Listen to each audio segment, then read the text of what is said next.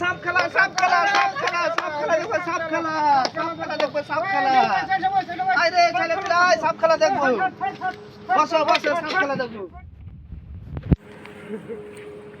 দূরে হইতে যাও সবাই, আমার এখানে মারাত্মক সাপ আছে, কেউ কাছে আসবে না, বাঘের ভিতরে কেউ আসবে না।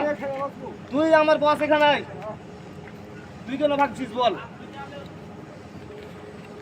এখানে অনেক রকম সাপ আছে, কে কোনটা সাপ দেখবে বলো? সাপের নামটা বলো, কে কোনটা সাপ দেখবে? আমি তাই দেখবো।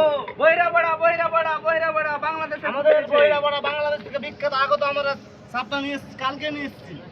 এই সাপের দূরে